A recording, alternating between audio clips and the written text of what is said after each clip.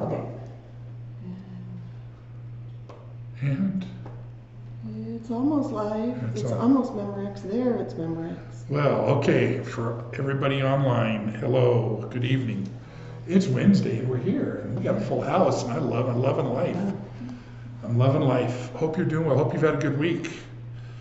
So we're really jumping into Genesis tonight. We talked a little bit about just some general things last week and just kind of getting started. And one of the things I encourage you, and I know people are here, we've talked about it and joked about it a little bit. I know some of your books look like this, okay? That's okay. Some of your books look like this. Okay. Okay. Empty. And some of your books look like this, and that's okay too. And that's good too.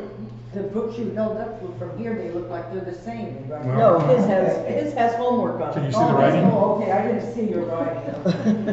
I'm too far away, my eyes.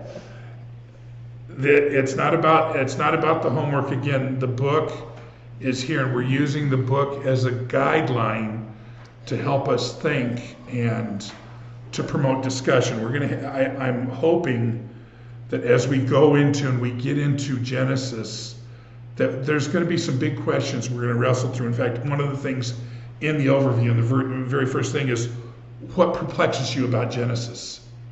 What perplexes you about this book? What questions are you looking for that you want answered?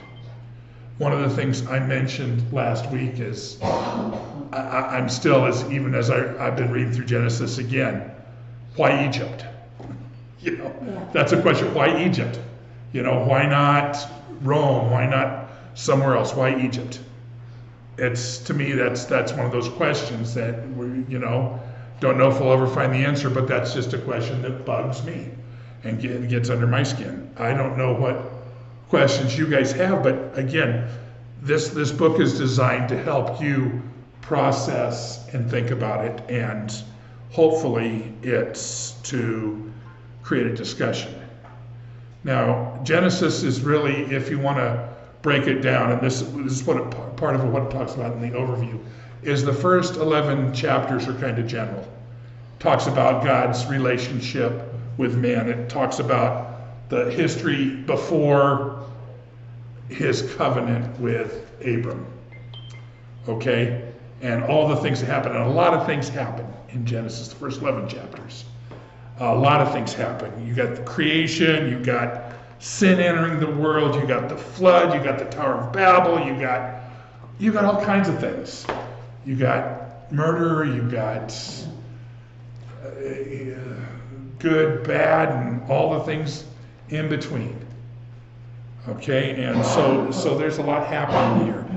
And again, we're just trying to get into this, but is there anything, I just want to ask as we're getting started, and I want you people online to think about this too. Is there anything that you're wanting to find out here that maybe we can kind of focus on? Is there anything you want to find out about Genesis? Is there a nagging question that you have? Well, I don't know about nagging, but something that's always, I've never really understood, and I've heard it explained and everything, but I still don't really understand why Abel's sacrifice was accepted and not Cain's. Okay. And, because I mean, God is God, and, When we get there, I'll talk about that. okay. I'm writing them down, anybody else have that question about Genesis? If you don't, it's not a big deal. I'm hoping when they pop up, we'll talk about them, but I don't know if anybody, one of the things I thought about as I was reading the overview again is, okay, there's got to be, I can't be the only one that there's things, why did the blood covenant happen in the way it happened? And what it was about, and I've been through courses and classes on that. I can tell you all about the blood covenant, but there's still that kind of that why question, which I don't ask a lot. It's those kind of things. One thing I think I brought it up to you once about where it says if Cain and Abel, well, anyway, they went out with their wives. It's like, where did they come in? Cain's Where- wife. You know, Adam and Eve had 2 sons, and then they went off and got married. Where'd they come Where'd they from? come, to whom? Yeah, yeah, How? the other people that they married. Yeah, yeah. Yeah. I mean, it doesn't explain. Yep. True, that's, These are good questions, and Jenny, if anybody sends a question, please let me know. I know Maryland moved their meeting that happened on a lot of Wednesday nights to Thursdays, so, but I don't see them on. Okay. Yeah, just, if there's questions that pop up, please don't hesitate, because if you have a question, I guarantee you somebody else does too. So, the overview is the start, this first week one is just trying to get you to think about the book of Genesis, and it's broken down, like I said, to the first 11 chapters. There's a lot happening. It's God's relationship in general with man. The last 38 chapters are specifically God's focus on who become the people who become the Jews, starting with Abram. Okay, and that relationship there, and how the nation, ultimately the nation of Israel, gets developed and what they go through and everything else. And there's a lot of history in there with that, but there's also a lot of life in there that we'll be able to find out about. So that's why I think that you find in Genesis, one of the things that you read a lot of, and sometimes I get bored of, to be honest with you, I'll just be honest, is reading the genealogies. You know, so-and-so begat so-and-so, and you can't pronounce 90% of the names anyway. I'm going, okay, why can't they just name them Mary and John and Susan? yeah. You know, they make these names, you know, Belteshazzar and these names that you're going, and they're supposed to mean something, and that gets all confusing too. But I think it's important that the genealogies are important, because one of the things that the genealogies tell us is the history of what? Think about this for just a second. What are the genealogies helping us see?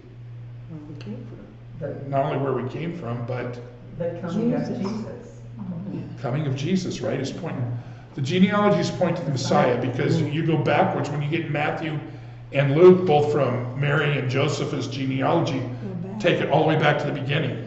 Right. And so we see how this happened, and it helps you understand a couple of things. And we'll talk about it again in just a minute. But one, that God was there and he had a plan. And that's important, and that's important to understand. You know, these stories are very detailed, and the details, some of the details are very important. So, we start off with,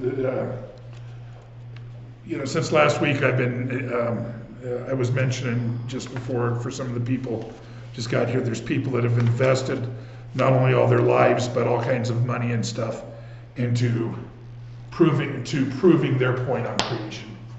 And I've watched a couple of documentaries, and I'm thinking, wow. And I watched some things and read some things, and so much of it is people are there, and they're trying to, I know they're trying to be truthful and trying to be accurate about what they see, but man, if you have a question about it, or something else is going on, you can certainly feel guilty about not agreeing with what they say.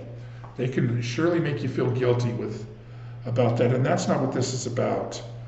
I'll try and cover the creation and answer the questions I can, and I'll give you some of my insights, and I'm not saying I'm right or I'm wrong, but I'm just saying part of it is there's some things we got to agree on about this, and some things I think we can leave open to just different interpretations and things.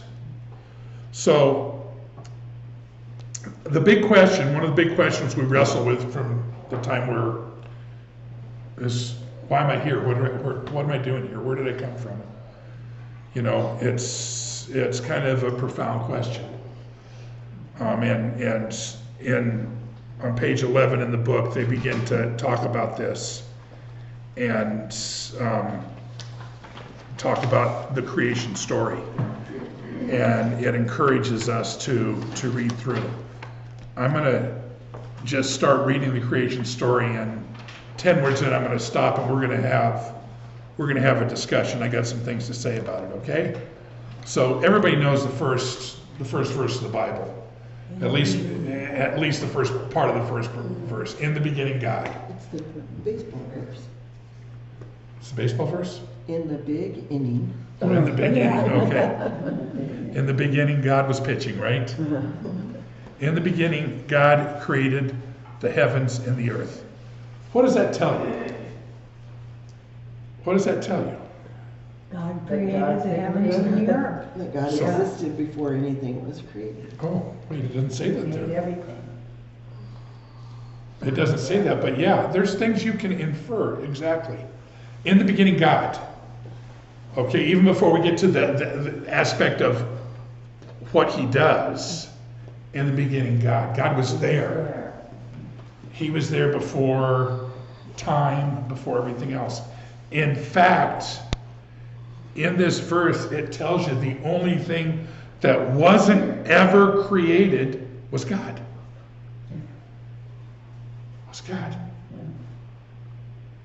But there's also, now it says he created, so that's part of what he does. You hear me talk about all the time, God's love, and we talk about his grace and all this stuff, but part of what he does and part of his title is he's creator. He created. He didn't manufacture, he didn't birth something, he created. How did he create? Was there anything there when he started the creation process? Well, there was something there.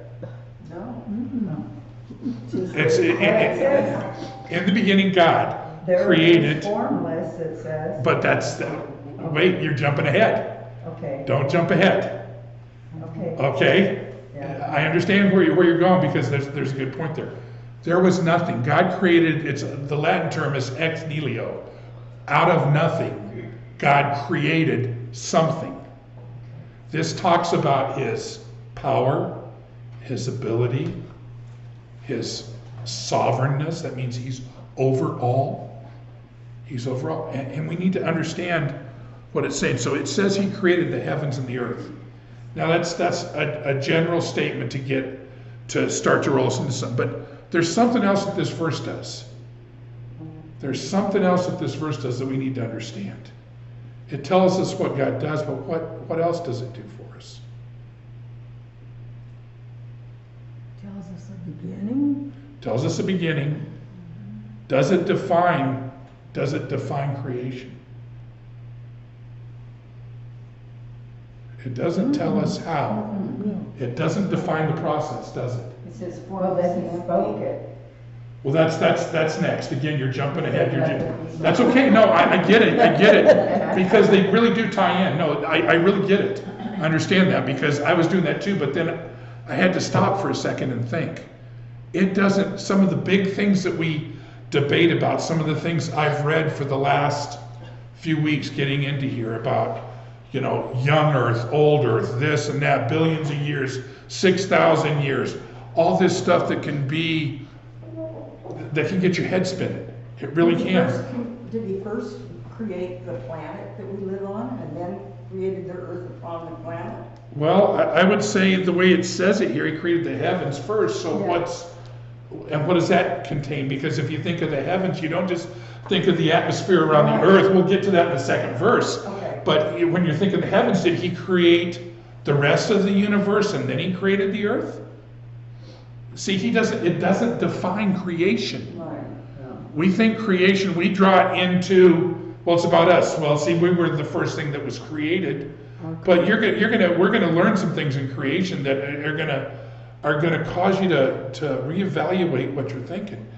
The other thing it doesn't tell us, it doesn't tell us the method or how creation was done, but does it say how long it took?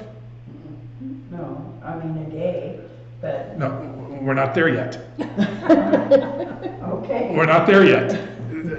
Understand where I'm going. You gotta read this for what it says, and really in this story, in the creation story, in the creation saga, you've got to read it for what it really says to really understand this. Now let me say this. Let me say this, and please hear me very clearly on this.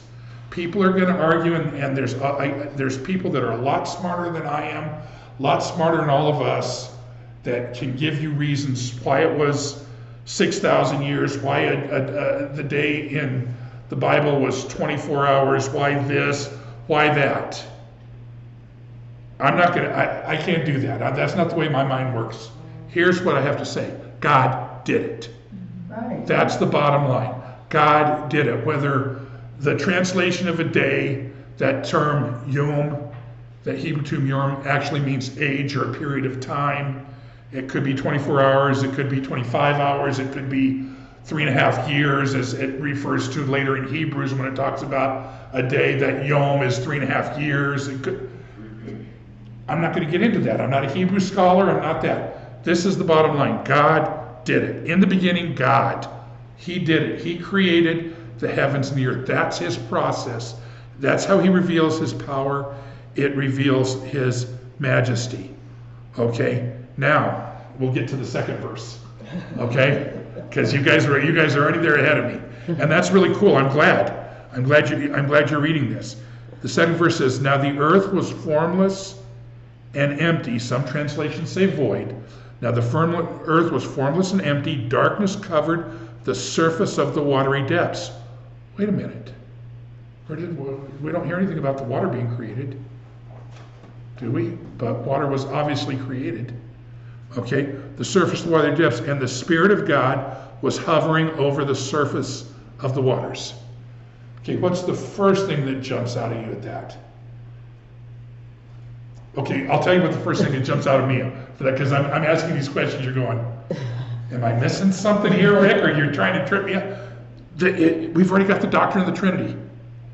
The second verse in. Yeah, The Spirit of God was hovering over the water. That says that God created, his Spirit was hovering. Actually, the term is like a plane flying over the surface to prepare something. So it's hovering over, the Spirit is hovering over this chaos, because it says the earth was formless and empty. Does that mean that we had streets that we know it, we had anything, we had trees like we knew it? We haven't even got there yet, have we? So there had to be some kind of chaos here. And God is taking this chaos and he's preparing it for something. The only thing that is identified in this is the water that's over the surface of the earth. And all of water. Well, that's what it seems like it says to me, right? I mean, again, let's take the creation story and read it for what it says, not put our spin on it. And what it says is the Spirit was hovering over the water, so it seems like this whole start was a Ball of water. Ball of water, if you will. Now, let me read something to you that really just caught my mind. If I can turn there, I should have marked it. Real quick, talking about this second day of creation. All the way, if we jump all the way forward to Isaiah. Isaiah had something to say about this, or actually God had something to say to Isaiah about this. It says in Isaiah 45, says this, "For this is what the Lord says, the creator of the heavens, the God who formed the earth and made it, the one who established it. He did not create it to be a wasteland, but he formed it to be inhabited.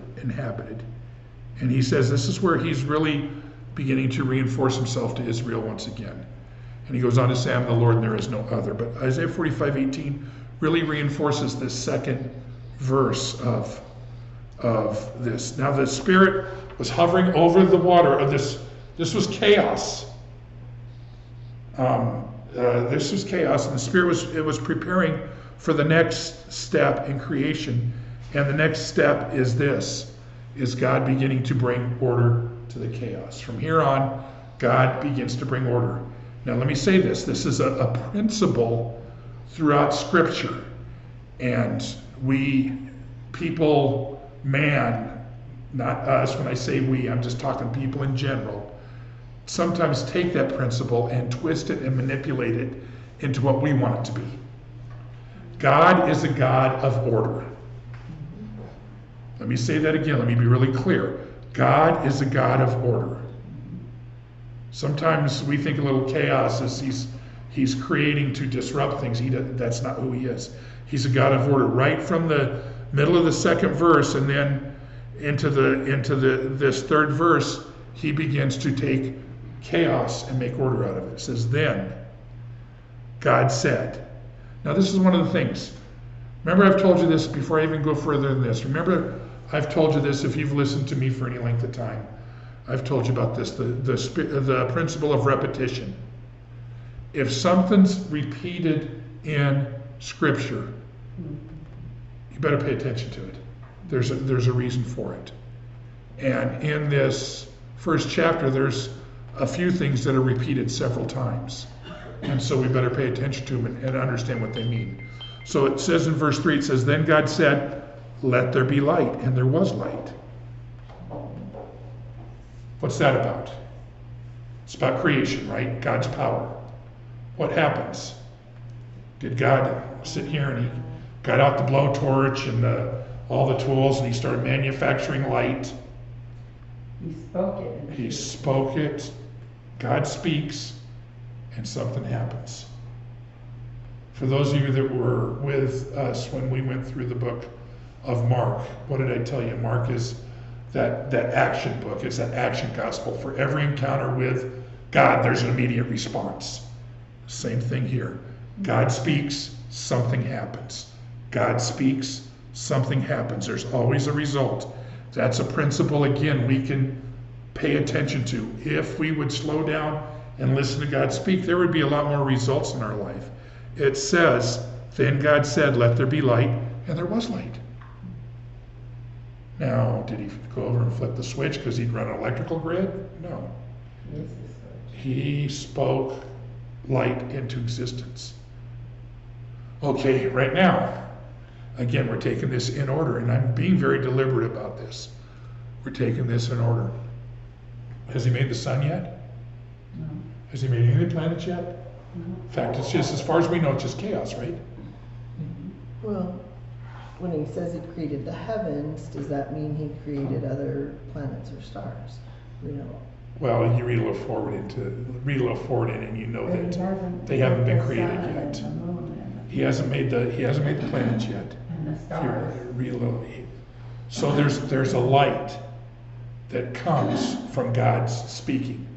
And if you remember when we were in Revelation, by the time we got to the end of Revelation, does the sun or the moon have any more purpose? But is heaven light? It talks about the light of heaven and how the glory and the light shine all through heaven. So this is the light that we're talking about. God created light in verse 3. Verse 4 it says, God saw the light was good. This is another thing that's repeated at least 7 times in this first chapter. God did something he saw was good. What does that tell you about his intention for creation? That it was intended for good. Yeah. That he didn't mess anything up. He didn't create evil. Now, I'm bringing that here because I want to go back to this. Now the earth was formless and empty or void. That's what it was. There's a theory now, and it's a theory that you're hearing in churches. It's a theory that you're hearing that word "was" is mistranslated. That there's a lot of teaching right now that says that word was, now the earth became formless and empty. And that's to deal with the Satan and the fall of Lucifer from heaven and how evil came to the earth. That's not what it says. That's not what it says. But again, here we are, man, trying to put our spin on. We're going to explain creation so it fits into our theology. My theology is this: God did it. I need to understand what he, as best I can in my abilities, what he did and why, and kind of why he did things. He did things because God is a bad God. He's a selfish God. I love it. He's a loving God. He's good. He's creating this world. Ultimately, we're going to find out that he's creating the world so it can be inhabited. Inhabited by who? Us. Us. Why? Because he is, in his plan, he is going to value man over everything else. And he wants that relationship with man. And he wants them to have his best. He wants them to have what is good. And that's why he's creating what is good. Said God, verse 4 says, God saw the light was good. And God separated the light from the darkness. God called the light day and the darkness night. Now this has all happened, and now we're defining the first day. There was evening and there was morning, one day. This principle, this evening, morning, still carries on to this day in Judaism and things like that. The Sabbath, everything starts in the evening. It has to do with the creation story. Okay, so here we've got through one day of creation, and we found out that the earth was formless, and God made order out of it, and it was dark, and he created light. Okay, so boom, that's the first part of creation. God said, there was an action, there was a result, and God saw that it was good. This is the pattern for the creation pattern. Verse 6 says this, then God said, here we go again. God speaking again. Again, this puts me in awe of his power, of his majesty, of all the things. He says this, let there be an expanse between the waters, separating water from water. So God made the expanse and separated the water under the expanse from the water above the expanse. And it was so. Does that make sense to you? I didn't get expanse until I read it now in this Living Bible, and it says, let there be a space. Yeah. So now I understand. I just So that didn't would be get land. expanse. Yes, no? No. You got to understand that probably it was like everything was like a big ocean. Like just everything was still like a big ball of water. Yeah. The expanse he created is what we know. Some Bibles will translate as heavens, and when you think of heavens, you think, oh man, that's way out there. It's the sky. Yeah. It's the sky. So he started to create a form. Earth was formless. He's making form now. He's giving light. Now he's making a form. He's giving a shape to things, and he's separating the water that's in the sky from the water that's going to be on the earth itself. Don't some translations refer to it as the firmament? Firmament. That's another. These are other things that can really cross us up because of the language, and we have to be careful of that, and we have to just try and understand it. You said expanse, is that what you use? Yeah. Because my Bible here says vault. Yeah, that's Yeah. another word. God made the vault. Yeah. Yeah, okay, that's Again, why I was. it just depends on the same thing. It's the same thing. It depends on the translation that you're reading, because the King James translation, like Jenny said, says firmament. So Marilyn says that, I'm thinking that is the formation of clouds in a It's- dome or a vault. it's the formation of the atmosphere that would surround this thing as we know as the earth. That's what has happened. This is what he's doing in this second day. It says in verse 8, and God called the expanse, the vault, the firmament, sky. Okay, so now he's made more of a form of this. He's created light. Now he's making more of a shape of things and giving it more form. Again, he's bringing into order what's chaos. And we're only on day 2. So he's created light on day 1. He's created the sky or the heavens or the whatever you want to call it on day 2, the clouds. Again, he's created all that. And it says, and evening came, and then morning, the second day. So we're 2 days into creation, and what do we have? We have a ball of water, and we have some clouds around it, if you want to. Let's be simple, okay? That's what we have. And we have some light that's shining from where we don't know where. But it shines part of the time, and then it doesn't shine. Because there's evening, and then there's morning, and that's when the light shines in the morning, and it doesn't shine in the evening. So, okay. So here we go. We're into day 3. Going to get a little more order, and a little more making sense.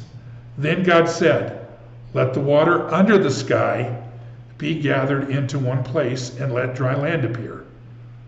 Oh, this earth is beginning to finally take a shape we can recognize. It's just not a big ball of water under some clouds, everything else, but there's dry land. Why is this important? Well, because we don't have fins and gills. Right?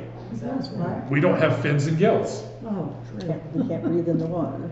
We can't breathe, or we have a lot of trouble transporting ourselves around water.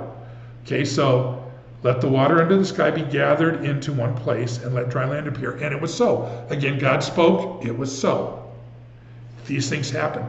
Here's the interesting thing, it doesn't say how long it took. Was it instantaneous?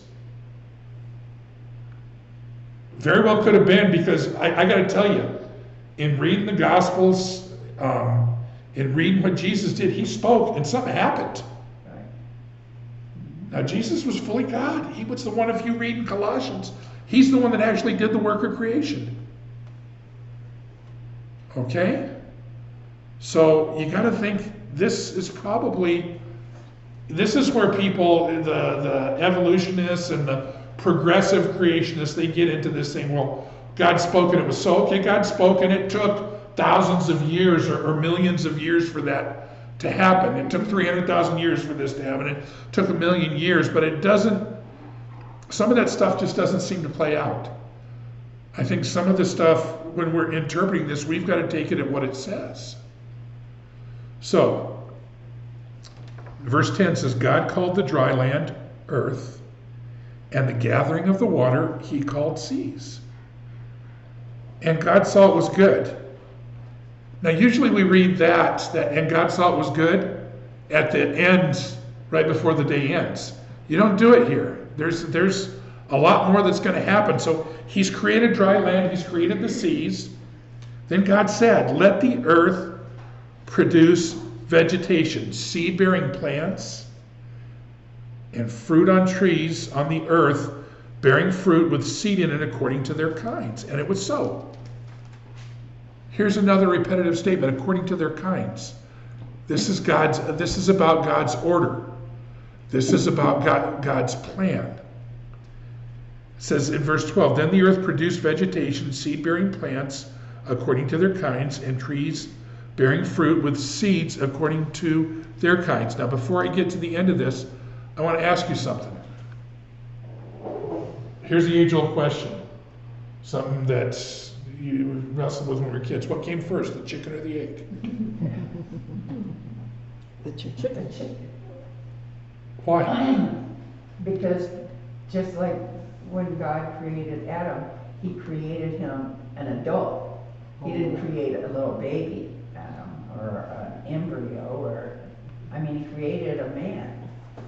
He created all things. He created the animals, so he... Okay, I'm asking this because did he produce a bunch of little seeds and stick them in the ground and wait for them to be watered and grow? That's not what I he don't said. think so, no. It's not what it says, right? No. In other words, he produced things that were at full maturity. The trees and the plants that he created were at full maturity and able to reproduce themselves. Including the earth, in my opinion. He created it in full maturity. Okay. Well, as opposed to how some people would say it took millions and millions of years, I believe that when he created it, a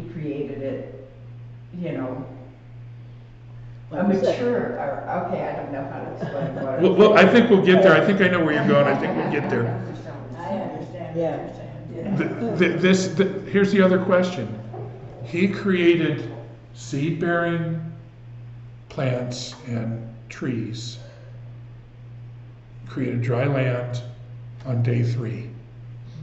How do these things sustain themselves? How would they grow? How would they be able to reproduce? How does a plant reproduce now? Well, it comes from the sun. Water? Water and the sun, right? Where's the sun? It's not there. Hasn't come up yet. So what is it? That says something else. I alluded to it when I talked about the light in Revelation. It says something else. It says that God's light, that God is all sustaining. Right? Remember when it talks about when we get to heaven and the marriage supper and we're going to be there and we're going to be sorted and you know, we're not going to have any more tears and all that. And it talks about eating from the tree of life, and the tree grows and reproduces, but there's no sun, there's no rain, and there's none of those things. The light that God creates, the light that comes from God is sustaining. So this is telling us right now, by day 3, that it's helping us understand that God himself is all sustaining. We don't need to depend on anything other than him. The plants don't need to depend on anything other than him. They're lower than we are. The trees, some of them are taller than we are, but you know, and yet they're going to bear fruit, they're going to reproduce, and they're going to be able to feed and take care of us. But he sorted things according to its kind, and he's being able to sustain it himself. And then it says, and God saw that it was good. Evening came, then morning, the 3rd day. So we're 3 days in. Light, the sky, dry land and seas, plants, vegetation. Man, the world, it sounds like in 3 days the world's ready, right? The world's ready. Now we just got to populate it. Let's get to day 4. Sure. One comment that Marilyn makes is separation, purpose, orderly, all required management once created. As the days go on, it gets more boundaries to things. Yeah. And somebody has to be the manager, if you will. Somebody has to be the ruler, if you will, of this planet. And that's what he's pointing to. It's exactly right. Verse 14 says this, then God said, here he is again, he's speaking again, let there be lights in the expanse of the sky to separate the day from the night. They will serve as signs for the seasons and for days and years. They will be lights in the expanse of the sky to provide light on the earth. And it was so. So, what are those lights? Those are the stars, right? Yeah. We're getting there. And then he's gonna reinforce this. He goes on to say this, God made the 2 great lights, the greater light to rule over the day and the lesser light to rule over the night, as well as the stars. Sun and moon, right? Now, day 4, the sun and the moon show up, as well as we begin to see the stars. So that means that some of the clouds and all this stuff that was hovering over the earth is getting we're getting to be able to see things. God placed them in the expanse of the sky to provide light on the earth, to rule the day and the night, to separate light from darkness. And God saw that it was good. Evening came, and then morning, and the 4th day. So we're in order. Now we can start to see that things are as we better understand them now. Right? Then God said, verse 20, then God said, let the waters swarm with living creatures, and let the birds fly above the earth across the expanse of the sky. So God created large sea creatures.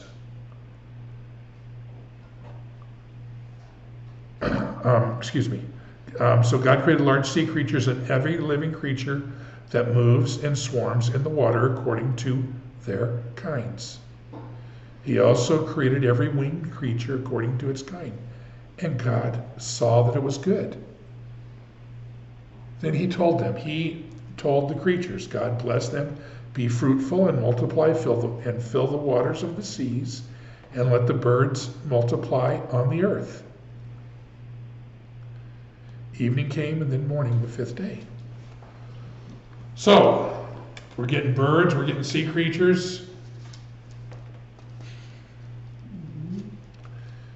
World's starting to get populated. It says, then God said, let the earth produce living creatures according, turn the page, Rick, to their kinds, livestock, creatures that crawl, and the wildlife of the earth according to their kinds. And it was so. God made the wildlife of the earth according to their kinds, and the livestock according to their kinds, and all the creatures that crawl on the earth according to their kinds. And God saw that it was good. So he made insects, and he saw that they were good. Did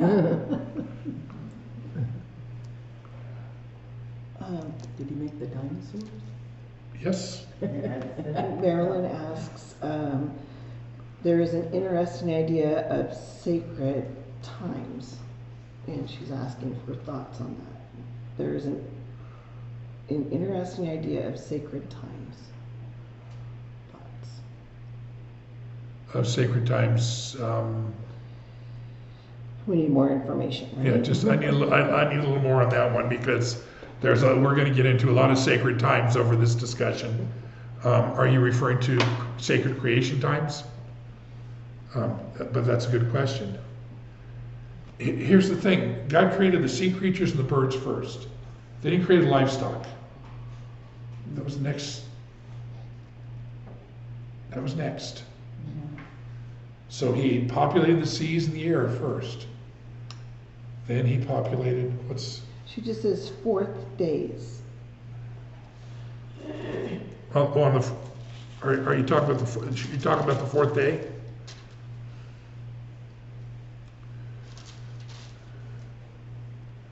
Well, it's maybe you're referring to the seasons where it says they will serve as signs for the seasons and for days and years. I think that he's already put into order the whole. Think about this. You think about this. God created all this stuff. You know, if we're really depending on the chaos theory, and we're depending on evolution and all those things, how do you get it that you know what, that gravity isn't a little bit? If gravity was just a little bit off, we'd either be crushed or we'd be flying off the earth. You know, if the orbits were just, if we didn't have an intelligent designer, if you'd have things burning up all the time. And I could see why they would think, bless you, I could see why people would think it would take hundreds of millions of years, because if you have this big sun out there and planets are in the orbit and their orbit's off, it's going to crash into the sun and burn up. And that would have to go over and over and over again, but that's... She said her translation says that the sun, moon, and stars were created, were to create sacred times. Oh, absolutely. That has to do with the seasons. That has to do with the times of the year, as you know from the birth of Christ story, and the stars in the sky and those things. But it's how they how they did the harvest and all those things, the harvest moons. Well, they marked time. It's how they mark time. So yeah. They're the inventors of time. They gave us all that concept of time. Yes. So anyway, let's get to this. God made the wildlife and the livestock. He put them together according to how they should be. Then now we get into the big thing. Now we get into what we've all been waiting for. This verse 26 and 27. All the controversy in the world. Then God said, let us make man in our image, according to our likeness. They will rule the fish of the sea, the birds of the sky, the livestock, the whole earth, and the creatures that crawl on the earth. Who's God talking to? Is he being philosophical, saying, let us make man? Let's do this. He's talking to the Spirit and the Son. Let's do this. So, what does that mean? What does that mean? That Jesus was there from the beginning. What else does that mean? If he's creating man in his image, or humanity in his image, That God has both a male and female nature. yeah, doesn't that tell you that? We'll get more into that in chapter 2 because it really gets a little more defined. People ask all the time, why are there 2 creation stories in the first 2 chapters of Genesis? There's one story with 2 different perspectives. One of the perspectives is on the whole creation as a whole, and the other really focuses on man. The chapter 2, after we get to the 3rd verse of chapter 2, it really begins to focus on man. Why man? Because we were created in the image of God to rule over the earth. We are his prime creation. We are his, let me say it this way. We are his favorite creation, his favored creation. Well, And of that, I'm his favorite. Just understand that. I'm his favorite, so we're the only thing that he created in his image. that's exactly. And, yeah, so. But what does that mean? What does that really mean that we're created in his image? Why doesn't he, we're created in his image, but why are we so different? What's different about us than the animals? See, because evolutionists will tell you, oh, we're just evolved from the animals. Well, but we know that. We have the ability to reason and make judgments and Other than Dr. Doolittle, you ever heard an animal talk? No. Well, except for a couple places in the Bible where he had an ass speak, but that's a whole different story. I think it's interesting too, he created them male and female. But some people almost act like Eve was a second thought because Adam didn't have a helper suitable for him. But it sounds like from right here, the plan was always to make male and female. Yeah, and then the animals were male and female. I mean, or it doesn't say specifically, but, If they were producing, they would have to that's be. right, yeah. Here's what David has to say about that. When I observe when I observe your heavens and the work of your fingers, the moon and the stars which you set in place, what is a human being that you remember him, a son of man that you look after him?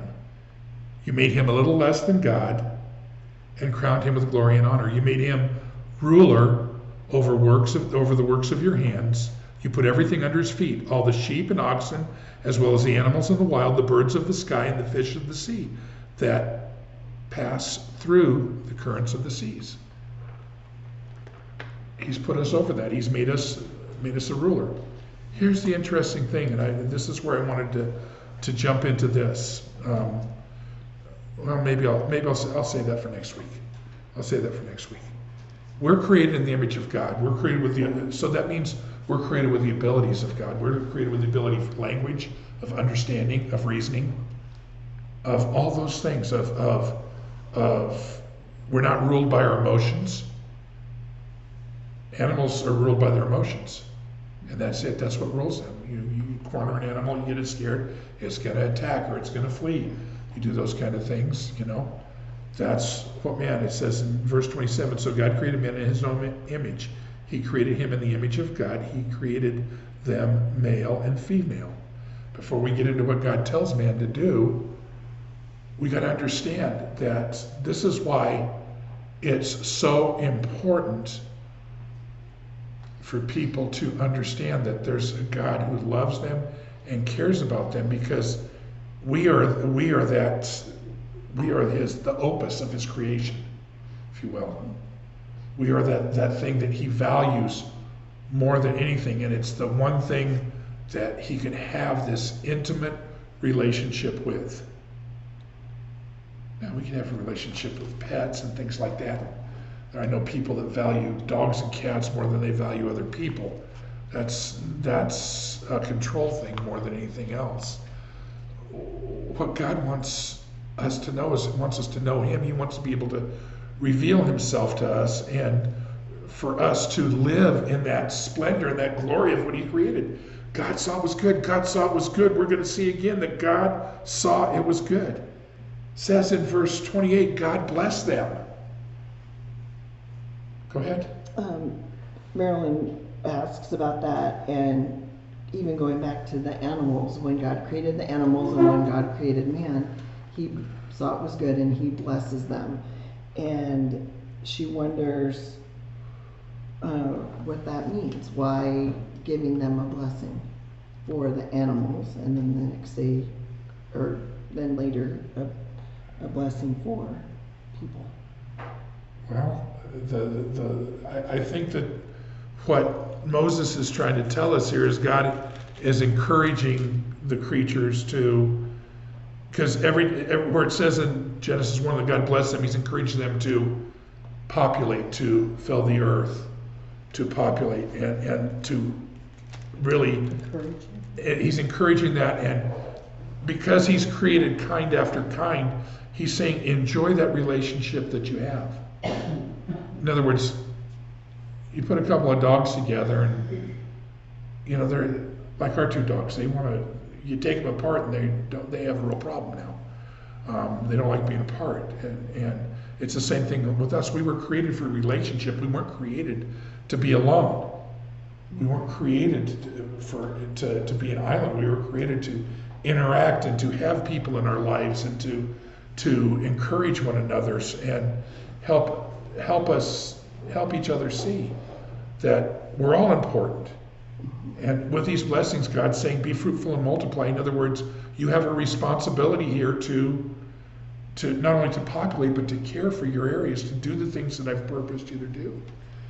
The blessing here in 28 is be fruitful and multiply. And God said to them, be fruitful and multiply, fill the earth, subdue it, rule over the fish in the sea, the birds of the sky, and every creature that crawls on the earth. God also said, look, I've given you every seed-bearing plant on the surface of the entire earth, and every tree whose fruit contains seed. This will be food for you. For all the wildlife of the earth, and for every bird in the sky, and for every creature that crawls on the earth, everything having the breath of life in it. I've given every green plant for food. And it was so. I noticed that, I'm a meat eater, but it doesn't say in here that God gave us the animals to eat. It says that He gave us the trees and the plants to eat. Uh-oh. But it's true. And so, back in 2003, I forget the guy's name, there was a guy that wrote a book that became very popular. It's called The Maker's Diet. And it was all about you could only eat fruits and vegetables and those things because of what it says here. he must be a Seventh-day Adventist. No, I don't think he was. I think he was just trying to promote something. Again, God said that, yes, He said that here in the creation story. He's telling Adam and Eve this. But if you know what Jesus said all the way forward, He says, who are you to, or what God said to Peter in the vision, who are you to call unclean what I've said is clean? That's right, right. Okay. And we're going to find out in Genesis that they become hunters very quick. In the grand scheme of things, they become hunters very quick. What God is saying is that man's over things, and man has a responsibility. Here's the thing, here's something that I don't know that we understand that we have, is that we have to be good stewards of this earth. And we're supposed to be. Just the other day, I was over at the park walking the dog, and I'm watching somebody in their car taking trash out of their car and just throwing it on the ground. And that attitude is, I'm more important than anybody else.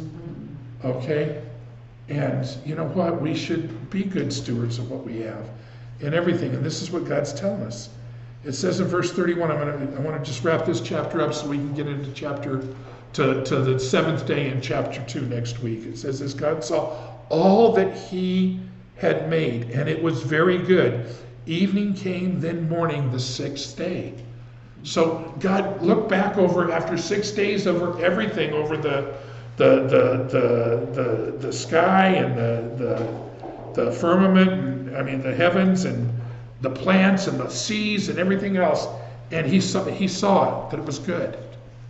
Now we can go into the scripture and we can pick and choose verses and try and make them our theology, and that doesn't work. It ultimately doesn't work. We got to read and take God at his word. And yes, we're getting a snippet of the picture here, but this, again, remember this about Genesis. Genesis is foundational for our faith. Genesis is the beginning. It's where the God of order started things so we could learn how to live and how to be the people that he's purposed us to be. People want to cherry pick things out of there and say, yeah, you know what? This is what you have to do. And it's like it's like the guy who wrote The Maker's Diet. You know, he's telling you you're wrong if you're eating anything but certain plants and only specific plants, because he went back so far to say, well, these are the plants that were created first. And then thinking, how do you know that? Because you weren't there. You know, so again, let's read God and take God at his word, yes. Okay, but let's use it to build that theology that he wants us to have. So, good start. And I love the questions. I love the discussion. If you have more questions, I'm going to tell you to read chapter 2 and chapter 3 for next week. I don't know if we'll get through the whole fall of man story, but if you have questions, write them down and let's talk about them. And if I don't have an answer, I will get you one. Okay? Let me pray for us, and we'll wrap this up and get Jenny back to work. I know she's loving that. Precious Father, we're so grateful for your word. We're so grateful for the foundations you're giving us, for the help and the hope you're building into our lives. I just pray that you continue to speak to us through your word and help us see things clearly. And if we have questions, let's talk about them, Father. I know you are the one with all the answers, and I just depend on you for all of that. In fact, that's what I was praying before I came down here. God, just speak. Speak to us. Thank you for, again, just bringing us together and allowing us to spend time celebrating you, because that's what it's all about. Be with our families. I know there's things going on. Just be with our families, and may your will and purpose be revealed in every circumstance and situation. This we pray in your precious name. Amen.